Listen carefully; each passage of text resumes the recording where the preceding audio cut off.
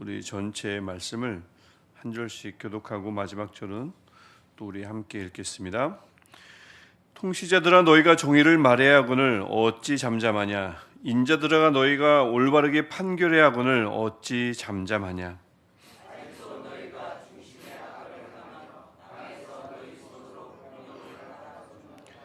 악인은 모태에서부터 멀어졌으며 나면서부터 곁길로 나아가 거짓을 말하는도다.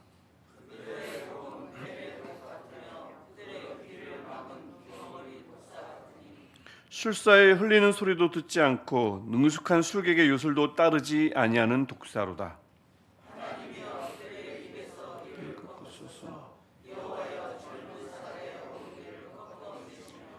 그들이 급히 흐르는 물같이 사라지게 하시며 겨누는 화살이 꺾임 같게 하시며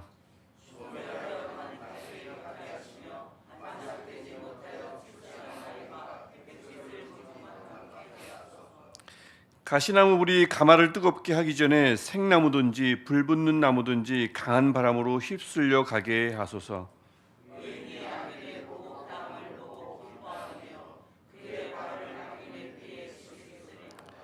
그때 사람의 말이 진실로 의인에게 갚음이 있고 진실로 땅에서 심판하시는 하나님이 계시다 하리로다.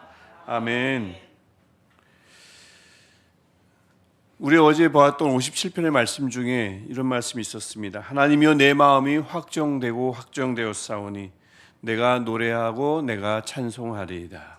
아멘. 오늘도 우리가 하나님 앞에 나왔습니다. 어떤 막연한 하나님이 아니라 우리가 어제 시편 57편을 통해서 나눴던 하나님처럼 나를 위해 모든 것을 이루시는 하나님, 그 하나님께 주여 오늘도 은혜를 베푸소서라고 우리가 외칠 때에, 부르짖을 때에 오늘도 우리 마음이 확정되고 확정될 줄 믿습니다. 마음의 확정을 가만히 보니 내가 이를 악문다고 이루어지는 것이 아니라 하나님께 은혜를 베풀어 달라고 부르짖을 때, 나를 위해서 모든 것을 이루시는 하나님이라 믿고 그분께 은혜를 베풀어 달라고 믿을 때 확정되는 것이 우리의 마음인 줄 믿습니다. 그렇게 마음이 확정될 때 그래야 우리가 어느 곳에 있든 우리가 있는 그곳이, 우리가 거하는 그곳이 바로 주님의 날개 아래인 줄 믿습니다. 오늘도 우리가 그렇게 주의 날개 아래 거하는, 주의 날개 그늘 아래 거하는 우리가 되기를, 또 무엇보다 그분께 오늘도 은혜를 베풀어 달라고 구하는 하루 되시기를 주님의 이름으로 축복합니다. 주님 오늘도 우리에게 은혜를 베푸소서. 아멘. 참 간결하지만 참 능력 있는 간구가 아닐 수 없겠습니다. 우리가 오늘 또 우리 삶에, 또 우리 생각에, 또 우리 믿음에 바짝 대보며 교정해야 하고 수정해야 할 하나님의 말씀은 58편입니다. 우리 함께 읽었죠? 어제 봤던 57편은 이 다윗이 자신의 삶을 하나님께 올리면서, 그러면서 구원을 간청하고 또 확신했던 노래라면, 오늘 시편 58편은 자신이 아니라 그의 눈에 띄는 사람들이 있습니다. 그들을 하나님께 낱낱이 고백하는 아뢰는 시편이 오늘 시편 58편입니다. 그들이 누구죠? 우리가 1절 보니까 통치자들이네요. 중반에는 인자들이라고 나오지만 통치자들의 또 다른 표현에 불과합니다. 통치자들이 무엇가 문제일까요? 통치자들 자체가 문제는 아닙니다. 사람들이 모이고 다수가 생기면 누군가는 그 리더의 자리에 올라야 하는 게 맞는 거죠. 그 인지상정입니다. 근데 이제 통치자는 반드시 필요한 거지만 문제는 그들이 해야 할 일을 하지 않을 때 문제가 생기는 거죠. 그 다수가 문제가 생깁니다. 한 명의 통치자 때문에 말이죠.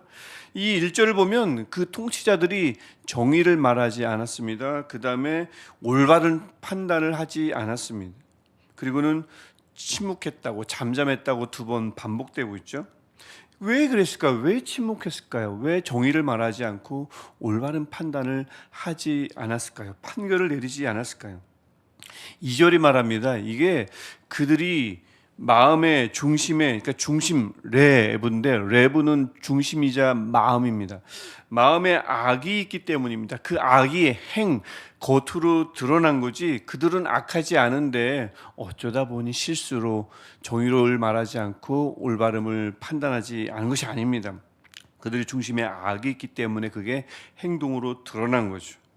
그리고 이것을 너희 손으로 폭력을 달아주는도다라고 하는데, 이 표현은 굉장히 재미있는 표현입니다. 그리고 굉장히 비유적인 표현인데, 폭력을 손으로 달아준다, 그 저울에 잰다는 표현이지만 직역하면 무슨 폭력을 교묘하게 행사한다는 비유적 표현입니다.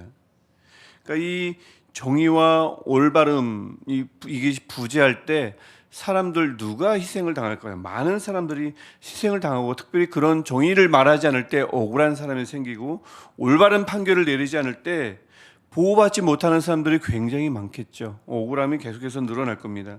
즉 이게 바로 이제 교묘한 폭력 행사라는 거죠. 그들이 침묵할 때 정말 보호받아야 될 많은 사람들이 보호받지 못함으로 이것은 교묘한 폭력이 되는 거죠. 그럼 우리가 보통 이렇게 얘기해요. 저 통치자들이 원래는 안 그랬을 텐데 늘 통치하다 보니까 높은 자리에 있다 보니까 저렇게 변했다라고 생각하는데, 저는 개인적으로 그렇게 생각하지 않고요. 오늘 본문도 그렇게 말하지 않습니다. 3절을 보면 그 사람들은 모태에서부터, 그런 사람들은 나면서부터 원래 그런 사람들입니다. 높은 자리에 오르니까 바뀐 게 아니고 원래 타고난 천성입니다. 그런데 때가 되자 그것이 드러난 거지 변한 게 아니라는 겁니다. 저는 개인적으로도 그렇게 생각하거든요.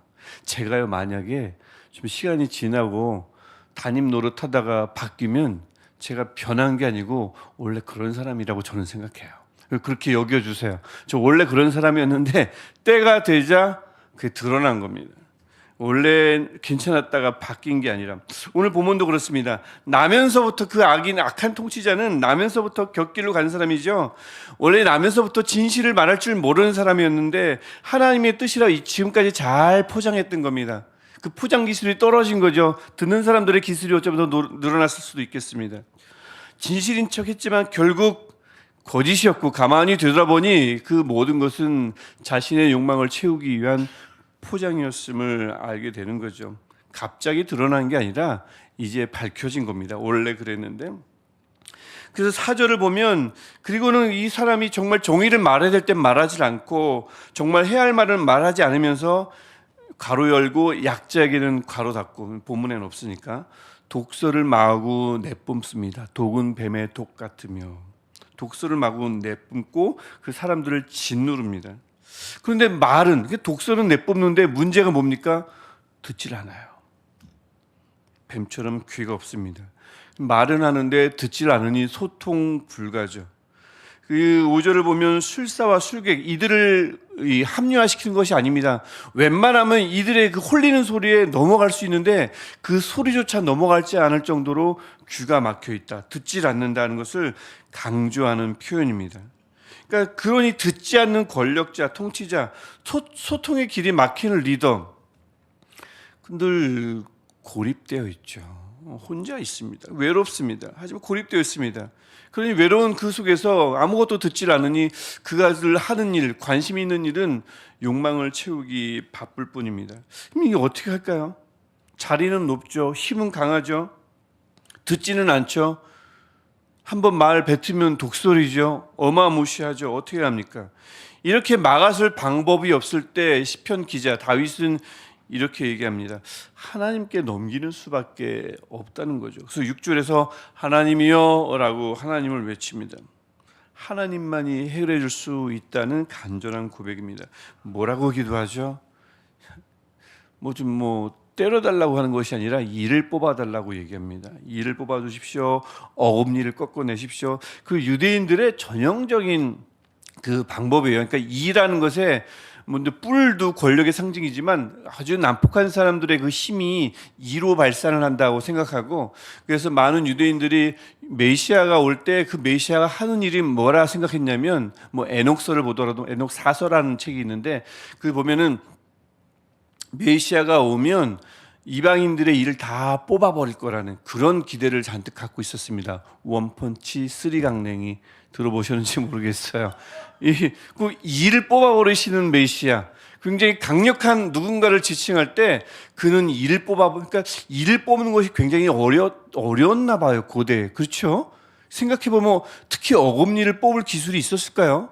굉장히 어려웠을 겁니다. 그 어려운 일을 뽑아버리실 수 있는 힘이 강한 분, 이런 메시아를 고대했는데 아니나 다를까 지금 이 다윗은 그 악한 통치자 누구도 건드릴 수가 없어요. 귀가 막혔는데 무슨 말이 들어가겠습니까? 진원이 들어가질 않아요. 귀 기울이지 않습니다. 남은 거는 그의 일을 뽑아주실 하나님이 등장하는 것뿐입니다. 그래서 그렇게 6절에서 가장 그 치명적인 그 무기를 없애달라고 이야기합니다. 그렇게 손댈 수 없을 정도로 이제는 악해버린 그 지도자를 하나님 손에 맡기면 결과는 어떻게 될까요? 그것이 7절부터 9절에 나오는 겁니다. 결과는 사라지겠죠. 결과는 사라집니다. 우리 7절과 8절을 우리 한번 한 목소리로 함께 읽어보겠습니다. 7절과 8절. 그들이 그 피 흐르는 물같이 사라지게 하시며 겨누는 화살이 꺾임 같게 하시며 소망하는 달팽이 같게 하시며 만삭되지 못하는 출생한 아이가 햇빛을 보지 못함 같게 하소서. 아멘. 사라진다는 표현을 네 가지 비유로 참 문학적으로 표현한 겁니다. 흐르는 물, 겨누어 버린 화살은 결국 떠나고 말죠. 달팽이, 말라 죽는 조사나 안타깝게도 죽지 않습니까? 다 이런 것들이 구절에서 말하듯 다 바람으로 휩쓸려 소멸하여 사라질 것이다. 그런 믿음을 가지고 하나님께 부르짖습니다. 하나님이 반드시 다 사라지게 할 것입니다. 그리고는 10절과 11절, 이것을 많은 사람들이 볼 거예요. 특별히 거짓과 폭력에 신음하던 의인들이 이 하나님의 심판을 보고 기뻐할 겁니다. 그리고 무사람들이 11절에서 말할 겁니다. 역시 하나님은 의인에게 반드시 갚아주시는 분, 하나님은 분명히 살아계시는 분, 이것을 의인뿐만 아니라 많은 사람들이 보게 될 것임을 시편 기자, 즉 다윗은 노래하고 고백합니다. 그래서 이 시편 58편은 다윗의 눈에 띈 악인을 하나님께 올려드리는 노래이기도 하지만 동시에 의인에게 위로하고 의인을 격려하고 위로하는 그런 시편이기도 하죠. 일단 우리 시편 58편을 보면 이 58편이 말하는 악인은 굉장히 간단하네요. 뭐 다양하게 정의 내릴 수 있겠죠. 뭐 사전을 찾아보면. 하지만 시편 58편이 정의하는 악인은 간단합니다. 해야 할 말, 정의로운 말, 공정한 판단은 하지 않고 거짓을 일삼으며 도무지 듣지 않는 사람, 이런 통치자가 악한 통치자입니다. 중간에 나왔듯이 높아지니까 변한 것이 아니고 원래 악한 사람이었던 겁니다. 때가 되니 그 악함이 배어 나온 거죠. 드러난 겁니다. 묻어 나온 겁니다. 근데 안타깝게도요, 그런 악한 사람은 영악하잖아요. 영악하다 보니까 권력의 자리에 잘 오릅니다. 그리고 그 자리를 잘 일구어냅니다.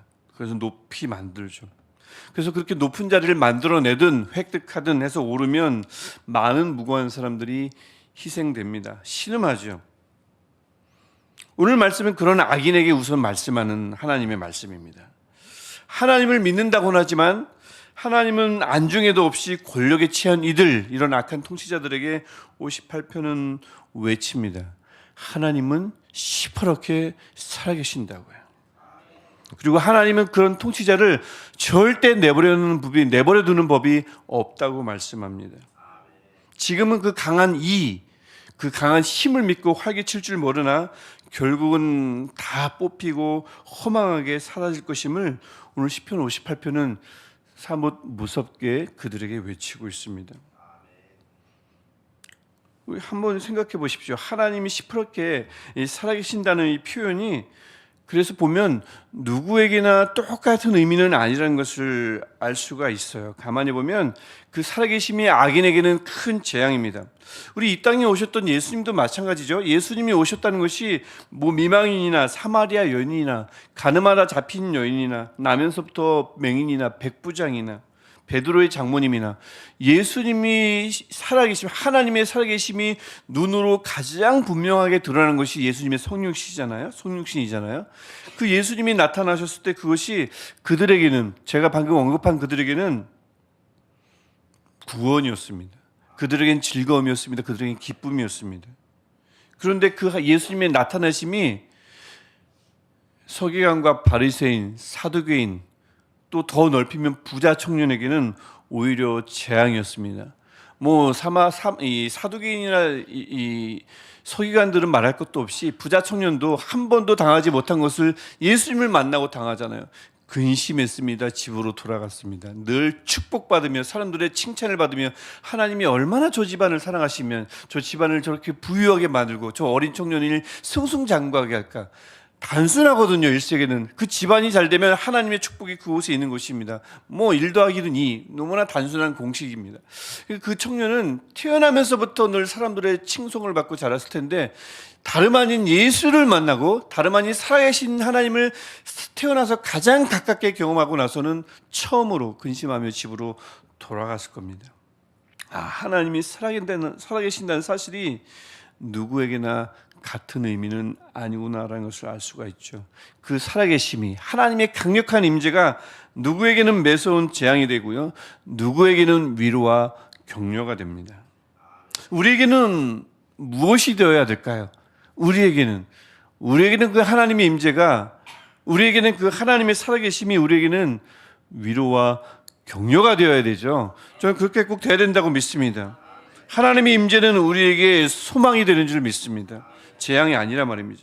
그러려면 우리가 시편 58편에 나오는 이 악인을 반면교사 삼으면 됩니다. 즉 그들과 거꾸로 행하면 하나님의 임재는, 하나님의 통치는, 하나님의 살아계심은 우리에게 위로와 격려와 소망이 되는 줄 믿습니다. 그래서 악인이 했던 것을 거꾸로 하면 돼요.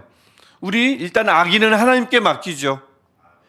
손댈 수 없는 악인을 하나님께 맡기고요, 그들과 거꾸로 우리는 오늘도 정의를 말하고 올바로 판단하며 무엇보다 가면을 벗고 꾸밈 없이 하나님 앞에, 사람 앞에 나서면 되는 줄 믿습니다.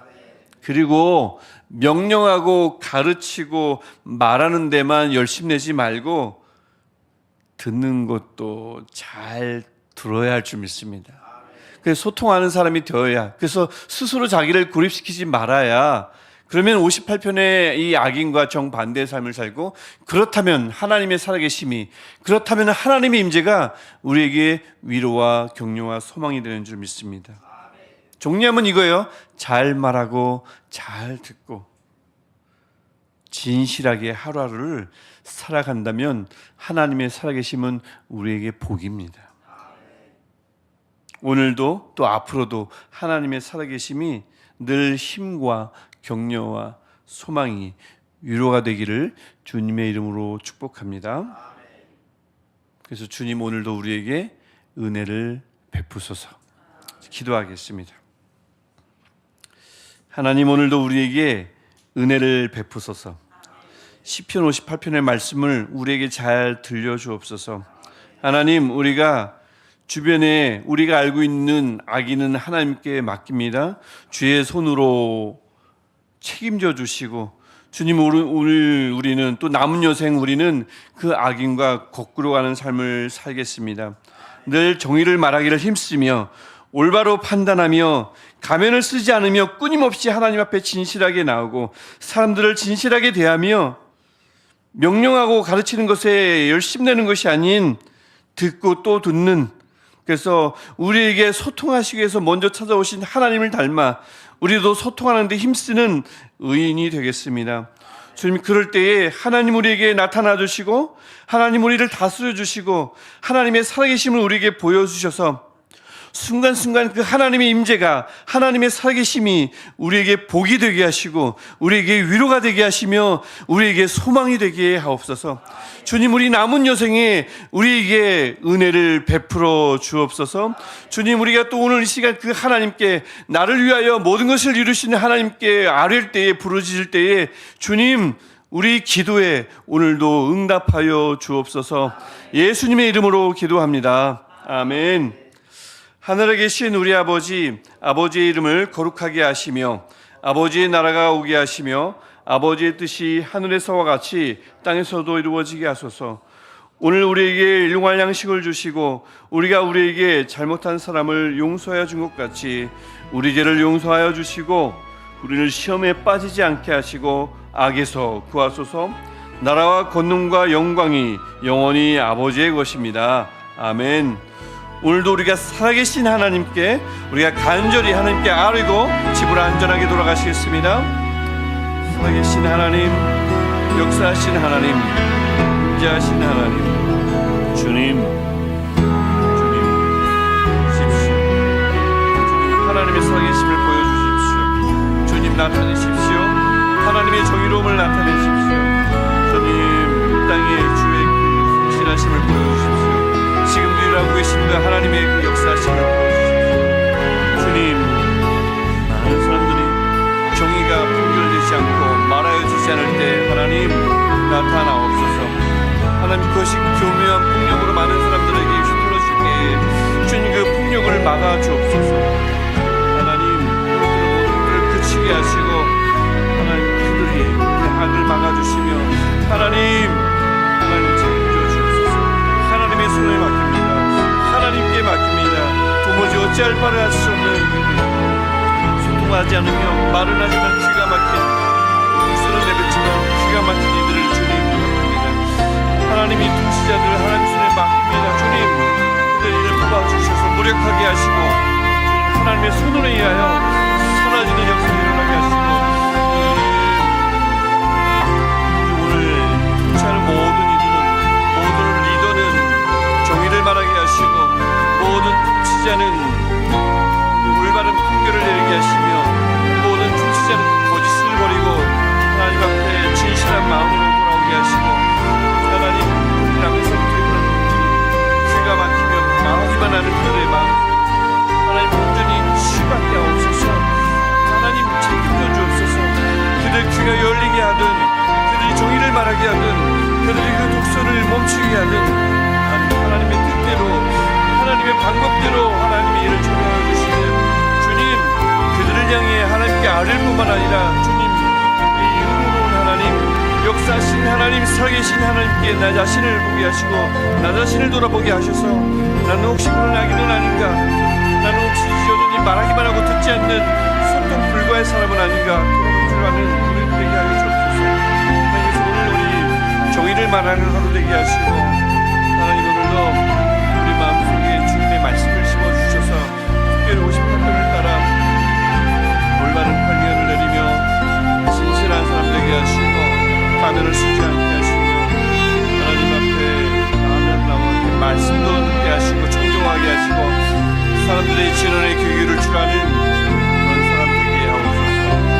주님, 그래서 하나님의 살아계심이 하나님의 임재가 우리에게 복이 되게 하시며 오늘도 그 하나님의 살아계심이 내 마음속에 날리게 하시고 지워지지 않은 진리가 되게 하셔서 그 하나님의 살아계심을 의식하는 하루 되게 하시며 하나님의 살아계심을 의지하는 오늘 하루 되게 하옵소서. 하나님, 우리도 귀한 우리 시리카 이슬람 교인들 늘 마음속에 있는 것들을 아버지 앞에 아뢰고 있습니다. 주님, 그 마음을 하나님 살펴주시고 그 마음속에서 나오는 고백 하나하나를 귀에 기울여 주십사 아버지 뜻대로 갚게 하시고 하나님의 방법대로 응답하는